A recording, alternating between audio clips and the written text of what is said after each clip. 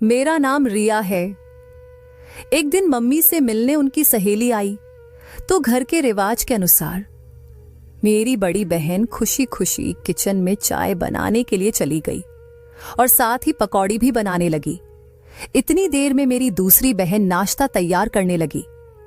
एक ट्रे में सारे बर्तन, नमकीन, बिस्किट वगैरह सेट कर चुकी थी। अगले 15 मिनट बाद खुशी दीदी सजी सजाई ट्रे लेकर मम्मी के रूम की तरफ जाने लगी। तभी रास्ते में उनका पैर अटक गया और वे और ट्रे दोनों गिर गए। अचानक शोर सुनकर जब मम्मी बाहर निकली तो दीदी को देखकर उनके चेहरे के भाव बदल गए। दीदी डरी सहमी मम्मी को देखने लगी। मम्मी के एक इशारे पर दूसरी बहन आगे आई और दीदी को उठाकर एक कमरे में बंद कर दिया। फिर जल्दी जल्दी सब कुछ समेटने लगी। यह सब देखकर मम्मी की सहेली पूनम जाने लगी और मम्मी से बोली, कोई बात नहीं, बच्चों को कुछ मत कहना, वैसे ही मैं जाने ही वाली थी। मम्मी के चेहरे पर कोई नरमी नहीं थी। उनके चेहरे से साफ पता चल रहा था कि वे बहुत गुस्से में हैं। मम्मी बोली, नहीं शालू, इन बच्चियों को समझना चाहिए कि उनकी नादानियों का क्या असर होता है। मैंने उनकी हर गलती बचपन से माफ की है, मगर अब बहुत हो गया। मम्मी के शब्दों में कोई नरमी नहीं थी। शालू, जो मम्मी की दोस्त थी, ठंडी सांस भरकर वहां से चली गई, क्योंकि सब जानते थे कि जब मम्मी किसी बात को कह दें या किसी चीज के बारे में सोच लें तो कोई उन्हें वापस पीछे नहीं हटा सकता। उस रात जो हुआ वह हम सब बहनों को दहला देने के लिए काफी था। मम्मी ने दीदी को रात में बाहर निकाला और डांट फटकार कर वापस उसी कमरे में बंद कर दिया। उस वक्त दीदी की उम्र 21 साल थी और मम्मी का ऐसा जालिम व्यवहार हमने पहली बार देखा था और उनका यह व्यवहार हमें रोने पर मजबूर कर गया। रात को दीदी को कमरे में बंद करने के बाद हमें छत पर भेज दिया गया और कहा कि कोई भी लड़की नीचे नहीं आएगी। अगर किसी ने अपनी बहन को देखने या बचाने की कोशिश की तो उसके साथ भी यही होगा। हम सब बहनें पूरी रात जागती रहीं, क्योंकि ऐसा पहली बार हुआ था। मम्मी ने हमें हर काम सिखाया था, लेकिन पहले कभी गलती करने पर समझाकर छोड़ देती थीं। लेकिन कमरे में पूरी रात के लिए बंद करना बहुत खतरनाक था। हम 5 बहनें थीं और मैं सबसे छोटी थी। 2 बहनें जुड़वा थीं और मेरी उम्र अभी 12 साल थी। रात को रोते रोते पता नहीं कब हमारी आंख लग गई। सुबह जब मैं उठी तो बाकी सारी बहनें अभी सो रही थीं। मैं जानती थी कि अगर मम्मी ने हमें इतनी देर तक सोते हुए देख लिया तो डांट पड़ेगी, इसलिए जल्दी से सबको उठाया और कहा कि मम्मी आ रही हैं, जिस पर सब बहनों ने फुर्ती दिखाते हुए अपने अपने काम करना शुरू कर दिया। कोई सफाई करने लगी तो कोई नाश्ता बनाने लगी और कोई बर्तन धोने में लग गई। क्योंकि मैं सबसे छोटी थी इसलिए मेरा कोई खास काम नहीं था। मैं छोटे मोटे काम कर दिया करती थी या किसी चीज की जरूरत होती तो उसे उठाकर दे दिया करती थी। सुबह के 10 बजे मम्मी अपने कमरे से बाहर निकली और उस कमरे में चली गईं जहां दीदी को बंद किया गया था। कुछ देर बाद दीदी लंगड़ाती हुई बाहर निकली और उनके पीछे मम्मी भी बाहर आ गईं। मम्मी के हाथों में 500 के बहुत सारे नोट थे। दीदी के कमरे से बाहर निकलते ही मम्मी ने उस कमरे को बंद करके ताला लगा दिया और दीदी को एक गोली निकालकर पानी के साथ दी, जो मम्मी के इशारे पर उन्होंने खा ली। मम्मी ने सभी बहनों से कहा कि कोई भी शोर न करे, तुम्हारी बहन सोने जा रही है। साथ ही मम्मी दीदी को सहारा देकर अपने कमरे में ले गईं। दीदी के सोते ही मम्मी बाहर आ गईं और हम सबके काम गौर से देखने लगी।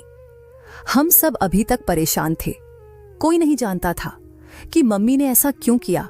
चलो, कमरे में बंद करने वाली बात तो समझ में आती है, लेकिन जब दीदी बाहर निकली तो वे बुरी तरह से लंगड़ा रही थीं। क्या वहां पर कोई था जिसने दीदी को पीटा या कोई और वजह थी?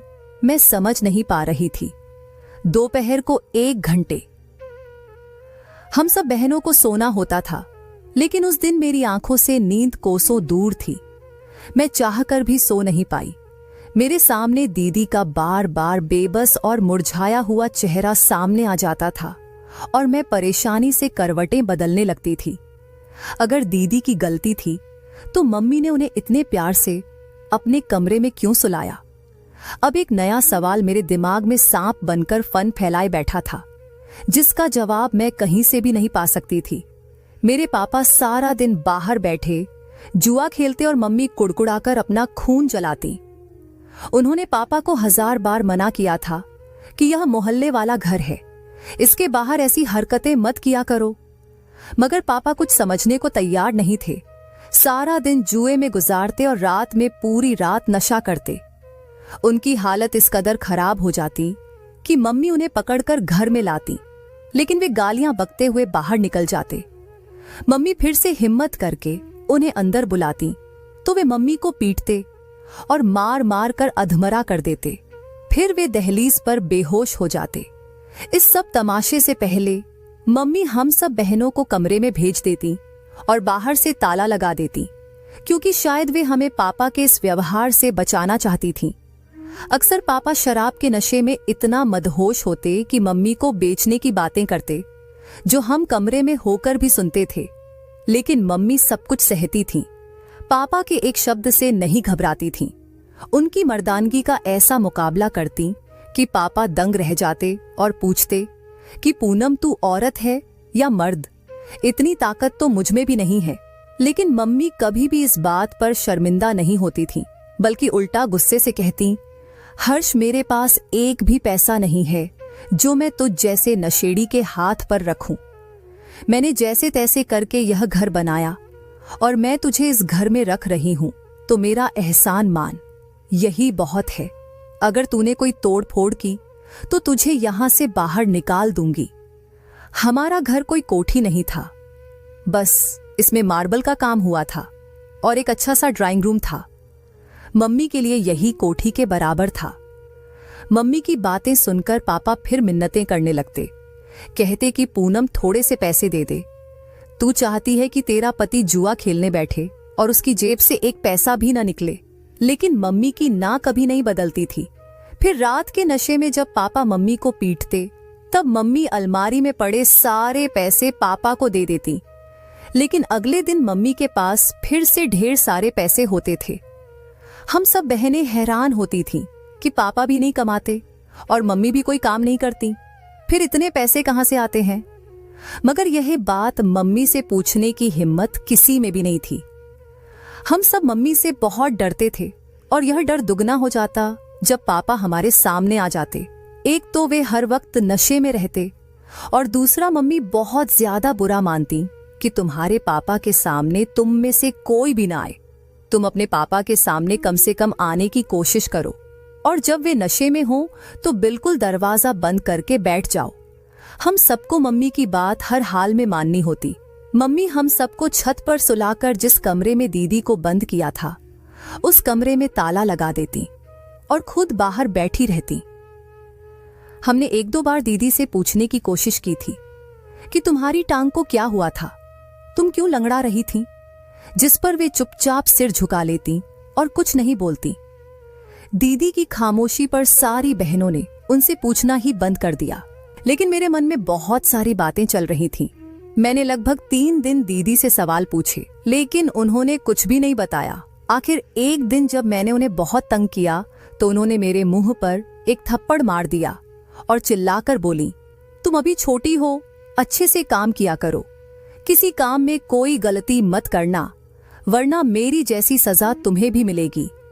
और अब भगवान की कसम है, तुम मुझसे मत पूछना कि क्या हुआ था। उनकी इस बात के बाद मैं अपना सवाल भूल गई और बहुत गुस्सा हो गई। दीदी से गुस्से में ही कमरे से बाहर आ गई। मुझे इतना गुस्सा आ रहा था और रोना भी आ रहा था। बार बार दिल में यही बात आती कि क्या हुआ था। मैंने तो बस यही पूछा था कि तुम लंगड़ा कर क्यों चल रही थी? ऐसी क्या सजा दी मम्मी ने? लेकिन दीदी ने कितना जोर से थप्पड़ मारा। अब तो मैं उनसे बात नहीं करूंगी। इसी तरह रोते रोते मैं सो गई। मुझे लगा था कि मेरे बात न करने से मेरी बहन को फर्क पड़ेगा, मगर उसे तो किसी चीज से भी फर्क नहीं पड़ता था, सिवाय मम्मी के। मम्मी के एक इशारे पर वह खड़ी हो जाती, मम्मी के एक इशारे पर वह बैठ जाती। अब मम्मी रोज ही उसके कामों में कमियां निकालती। अगर कहीं मिट्टी का एक जरा भी दिखाई पड़ जाता तो मम्मी दीदी को उस कमरे में भेज देती और अगले दिन बेचारी लंगड़ाती हुई चलकर बाहर निकलती। मुझे यह देखकर दीदी के लिए तरस भी आता था और मम्मी के लिए नफरत बढ़ जाती थी। अगर सजा ही देनी थी तो फिर सुबह को आराम की गोली क्यों खिलाती थी। बेचारी दीदी को मेरा गुस्सा भी 6-7 दिन में खत्म हो चुका था, क्योंकि मुझसे बहन की तकलीफ देखी नहीं जाती थी। एक दिन जब मेरी दूसरी बहन तनु से सब्जी जल गई तो मम्मी बहुत गुस्सा हुई और रात के समय मेरी उस बहन को भी उस कमरे में बंद करके ताला लगा दिया। खुद हम सब बहनों को छत पर भेजकर बाहर कुर्सी पर बैठ गईं। हम सब बहनों को अब आदत हो चुकी थी तो हम सब बहनें सो गईं। मगर रात को जब मेरी आंख खुली तो देखा खुशी दीदी घुटनों में सिर दिए बैठी थी। मुझे लगा शायद उनकी टांग में दर्द हो रहा है, तभी वह ऐसे बैठी हैं। जल्दी से दीदी के पास गई और उनका सिर उठाया तो वह बहुत बुरी तरीके से रो रही थी। मैं घबरा गई कि हे भगवान, ज्यादा दर्द हो रहा है। वैसे भी पापा नशा करके पड़े हुए होंगे तो दीदी को डॉक्टर के पास कौन लेकर जाएगा। दीदी क्या हुआ है, दर्द हो रहा है, मैं मम्मी को बुलाऊं? दीदी ने मेरी पहली बात का कोई जवाब नहीं दिया, लेकिन जब मैंने मम्मी को बुलाने की बात की तो वह चौंक गईं और जल्दी से अपने आंसू पोंछ लिए। कहने लगी, नहीं रिया, मम्मी को नहीं बुलाना और मुझे दर्द नहीं हो रहा, मैं किसी और वजह से रो रही हूं। यह बात सुनकर मेरा शक फिर से जाग गया। कौन सी बात है दीदी, मुझे भी बताओ। मैं धीरे से दीदी के और करीब आ गई, क्योंकि मुझे ऐसा लग रहा था कि आज दीदी मुझे सब कुछ बता देंगी, लेकिन ऐसा नहीं हुआ। दीदी ने फिर एक बार मेरी उम्मीदों पर पानी फेर दिया और मुझे कुछ भी नहीं बताया। वह मुझसे सिर्फ इतना बोली, रिया, तुम कोई भी गलती कभी मत करना, इतना अच्छा काम करना कि तुम्हें मम्मी कभी भी कोई भी सजा न दे सके। मैं उनकी बातें ध्यान से सुन रही थी। फिर पूछा, दीदी तुम क्यों रो रही हो? मैं उनकी बात पर बहुत ज्यादा हैरान थी। तभी दीदी ने दिल से मचलता हुआ सवाल जबान पर ला दिया, कुछ नहीं, बस मुझे तनु की फिक्र है, जिसे मम्मी ने कमरे में बंद कर दिया है, मैं इसीलिए रो रही हूं। दीदी की बात से मुझे थोड़ी सी सहानुभूति हुई। दुख तो होना चाहिए, लेकिन तुम भी तो देखो तनु दीदी ने सब्जी कितनी बुरी तरीके से जलाई और नतीजे में हमने आज रात का खाना भी नहीं खाया। मुझे सब्जी जलने का बहुत बुरा लगा था। आज मेरा मनपसंद खाना बन रहा था। मुझे दीदी की बात से सहानुभूति तो हुई, लेकिन दीदी की तरह दुखी नहीं हो पाई। तनु दीदी ने सब्जी कितनी बुरी तरीके से जलाई और नतीजे में हमने आज रात का खाना भी नहीं खाया। मेरी बात पर दीदी की रोती हुई आंखें एकदम से छोटी हो गईं और फिर अगले ही पल उन्होंने मेरी कमर पर एक जोरदार घूंसा मार दिया। कितनी खुदगर्ज हो तुम, रिया, उधर तुम्हारी बहन को सजा मिल रही है और तुम ऐसी बातें करके मेरा दिल जलाने पर तुली हुई हो। भगवान से दुआ करो कि कभी तुम पर ऐसा वक्त ना आए जब तुम्हें पता चलेगा कि असली गम क्या होता है। मेरा सारा गुस्सा झाग की तरह बैठ गया। मैं अपनी दीदी को घूरती हुई वापस अपनी जगह पर आकर लेट गई। मैं यह कहती हुई लेट गई कि करवा लो मुझसे अब अपने छोटे मोटे काम, बड़ी कहीं की। मेरी यही परेशानी थी कि मैं बहुत ज्यादा जज्बाती थी। अगले दिन जब मम्मी ने तनु दीदी को भी कमरे से बाहर निकाला तो उन्हें एक गोली देकर अपने कमरे में सुला दिया और हम सब बहनों को मना कर दिया, इस ओर बिल्कुल भी मत जाना, अगर किसी ने शोर किया तो अच्छा नहीं होगा। मम्मी के शब्द हमें हमेशा ही डरा देते थे, तो मैं भी दुबक कर एक कोने में बैठ गई। मैंने सोच लिया था कि शाम को तनु दीदी से पूछूंगी। वह थोड़ी ना दीदी की तरह हैं, जो कुछ बताए ही ना। मुझे यकीन है आज सब कुछ पता चल जाएगा। लेकिन मेरी किस्मत, शाम को जब दीदी सोकर बाहर निकली, चुपचाप घर के काम में बिजी हो गई। मैं जो कामों से दूर भागती थी, जल्दी से अपनी बहन का हाथ बटाने लगी और बातों ही बातों में पूछा, तनु दीदी क्या हो रहा है? आपकी टांग को ज्यादा दर्द हो रहा है तो मैं दबा दूं। लेकिन दूसरी तरफ बिल्कुल खामोशी थी। मैंने 3-4 बार यही बात पूछी, लेकिन जब वहां से कोई जवाब नहीं आया तो मैं चिढ़ गई और गुस्से से बोली, पता नहीं भगवान बड़ी बहनें बनाता ही क्यों है, जिससे कुछ भी पूछो बस चुप और खामोश ही रहते हैं। खुशी दीदी से पूछा तो वह कुछ नहीं बताती, तुमसे पूछो तो तुम भी चुप हो। मेरी बात सुनकर उन्होंने बहुत दुख से कहा, रिया, अगर हम इसी एक बात का जवाब नहीं दे रहे तो क्या यह अच्छी बात नहीं है? तुम ये सवाल बार बार ना करो। इन सब बातों का जवाब ना देने की भी एक वजह है और तुम अभी बहुत छोटी हो। फालतू सवाल जवाब करने से अच्छा है तुम अच्छे से काम किया करो और प्रार्थना करो कि कभी तुमसे कोई गलती ना हो। इतना कहकर तनु दीदी की आंखों में आंसू आ गए और मैं भी डर कर वहां से चली आई। यह क्या हर कोई प्रार्थना ही करवा रहा था कि मुझसे कोई गलती ना हो? क्या पता मम्मी कैसी भयानक सजा देती हो। इसलिए बेहतर है कि मुझे सच में कोई गलती नहीं करनी चाहिए। मैं रात को लेटे हुए यह सब सोच रही थी और इन बातों ने मुझे डरा कर रख दिया। अगली सुबह उठी तो हमारे घर में मजदूर काम कर रहे थे। हम सब बहनें बहुत हैरान हुई। अभी 3 महीने पहले ही तो मम्मी ने यह घर गिराकर दोबारा बनवाया था, फिर अब क्यों मजदूर बुलवाए गए हैं? मैंने मम्मी से पूछा तो उन्होंने मुझे गुस्से वाली निगाहों से देखा और सख्त लहजे में बोली, अंदर जाओ। मैं मम्मी से सहम कर कमरे में चली गई। हमारे घर में अगर कोई अनजान मर जाता तो हमारी मम्मी ने सख्ती से मना कर रखा था कि उसके सामने किसी को भी नहीं आना है, सब लड़कियां अंदर रहेंगी। लेकिन मैं खुद को सबसे छोटी समझकर इस बात का फायदा भी उठा लेती थी। बाकी सबके मुकाबले मम्मी मुझसे जरा नरमी से बात करती थी, लेकिन इतनी भी नहीं कि मैं सर पर ही चढ़ जाऊं। हम पूरा दिन कमरे में रहते और खाना भी कमरे में ही खाया करते। मम्मी ने खाना होटल से मंगवाया और हमें कमरे में ही दे दिया। मैं अंदर एक ही कमरे में बैठ बैठ कर थक चुकी थी।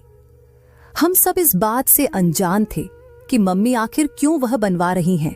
ऐसा क्या खास है? लेकिन यह राज भी रात को खुला, वह भी पूरा नहीं, बस आधा अधूरा। रात को मजदूरों के जाने के बाद जब हम बाहर आए तो एक कमरे में शरीफ बंधे हुए थे। जिस कमरे में मम्मी ने बहनों को बंद कर दिया था वह अजीब सा लग रहा था और उसे काफी बड़ा भी कर दिया गया था, क्योंकि उसे पिछली गली तक लंबा किया गया था। मैंने एक बार फिर हिम्मत की, क्योंकि मुझे यह बात समझ नहीं आ रही थी। जब तक मैं सच नहीं जानती मुझे सुकून नहीं मिलना था। मम्मी, अब तो बता दो क्या बनवा रही हो? इस पर वह बोली, तुझे मैंने मना किया था ना, तू क्यों आई है मजदूरों के सामने? आज के बाद कोई गलती की ना तो टांगे तोड़ दूंगी। तभी मुझे खुशी दीदी और तनु दीदी का लंगड़ा कर चलना याद आया और मैं डर के कारण चुप हो गई।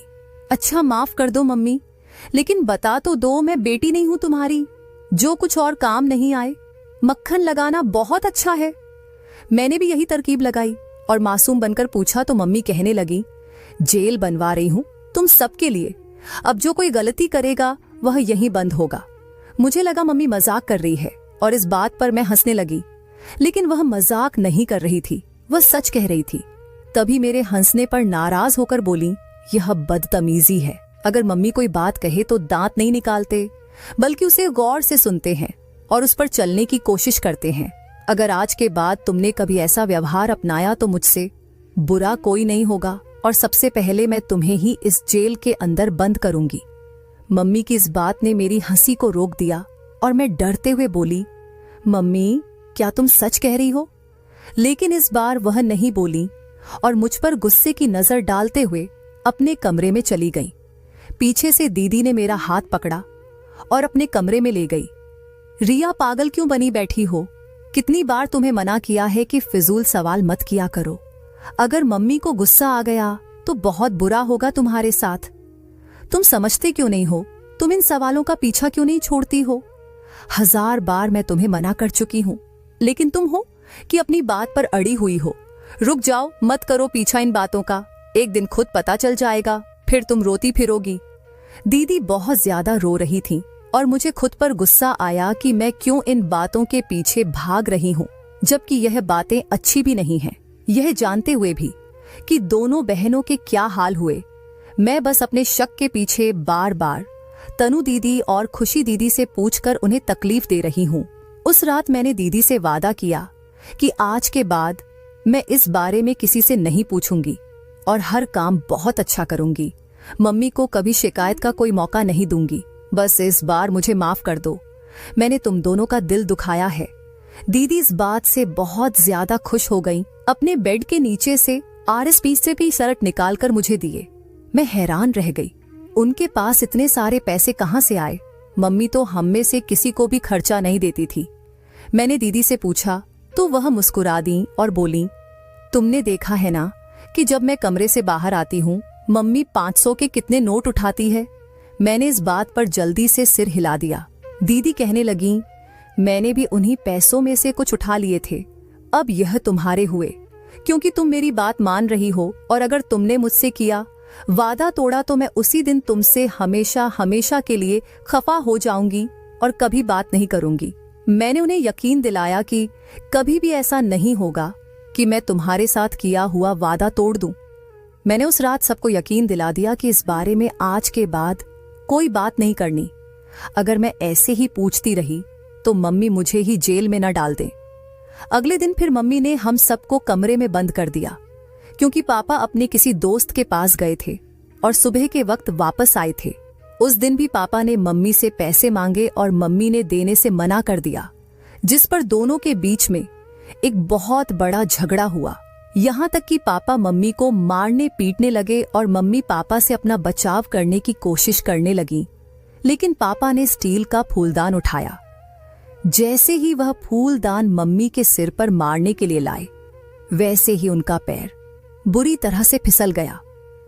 पैर फिसलते ही पापा का सिर जमीन पर लगने से फट गया। मम्मी जल्दी से गली में ही मौजूद डॉक्टर के पास गईं। डॉक्टर ने बताया कि पापा का देहांत हो चुका है। यह सुनकर मम्मी बहुत ज्यादा रोईं और हम सब बहनों को भी कमरे से निकाल दिया। जिस आदमी से मैंने तुम्हें छुपाने की कोशिश की, आज वह इस दुनिया में नहीं रहा। अब कोई जरूरत नहीं तुम लोगों को छुपाने की। बाहर आकर देखो अपने पापा को। मैंने उस दिन मम्मी को पहली बार रोते हुए देखा था, वरना वह तो परेशानी में भी अपने माथे पर एक शिकन नहीं आने देती थी। हम सब बहनें हमेशा पापा से दूर रहीं, लेकिन मुझे भी बहुत ज्यादा रोना आ रहा था। आखिर जो भी थे, जैसे भी थे, हमारे पापा थे। पापा के देहांत के चौथे दिन ही मम्मी की हालत ठीक हो गई और घर में जो जेल बनाने का काम अधूरा रह गया था, मजदूर उस काम को पूरा करने के लिए वापस आ गए। देखते ही देखते 5 दिनों के अंदर जेल तैयार हो चुकी थी। मम्मी अब बहुत खुश रहा करती थीं। रोज ही सब बहनों का करा हुआ काम देखती और जरा सी भी गलती होती तो उसे जेल में डाल दिया करती थीं, और फिर अगले दिन जेल से निकालकर बहन को गोली खिलाकर सुला देती और खुद 500 के नोट उठा लिया करती थीं। इसी तरह 4 साल हो गए और अब सब बहनें मम्मी की यह सजा पा चुकी थीं, सिवाय मेरे, क्योंकि मैं कभी कोई काम नहीं करती थी और ना ही मेरी बहनें मुझे करने देती थीं। अगर मैं किसी काम को हाथ लगाती तो वह रोक देती, वह काम छीन कर खुद करने लगती। मुझे बहुत अजीब लगता, क्या हमेशा ही यह सब मुझे एक छोटी बच्ची समझती रहेंगी? मैं 18 साल की हो चुकी हूं, कम से कम अब तो कोई काम करने दें। लेकिन उनका यही जवाब होता, अगर तुमसे कोई गलती हो गई तो मम्मी तुम्हें भी वह सजा देंगी। मेरा दिल बहुत मचलता था कि उनसे पूछूं कि आखिर ऐसी कौन सी सजा है जिससे तुम सब इस कदर डरती हो। मगर दीदी से किया हुआ वादा भी बहुत अच्छी तरह याद था। मुझे मैं उसे भी तोड़ नहीं सकती थी। अब सिर्फ एक ही हल था, मैं काम करूं और मम्मी मुझे सजा के तौर पर जेल में बंद कर सके। बहनों का व्यवहार अजीब ही था, कोई भी मुझे काम को हाथ लगाने नहीं देती थी। मेरा शक भी 7वें आसमान पर पहुंच गया। एक दिन मैंने खाना खाया, जल्दी से शीशे के गिलास में पानी पीकर गिलास को हाथ मारा, जिसके नतीजे में अगले ही पल गिलास टूट गया। मम्मी गुस्से से मेरी तरफ आईं, लेकिन अगले ही पल उनके चेहरे पर अजीब सी मुस्कुराहट थी। उन्होंने मुझे जेल में बंद करने को कहा और कहा, अच्छी तरह खा पी लो, बाद में पूरी रात कुछ भी नहीं मिलेगा।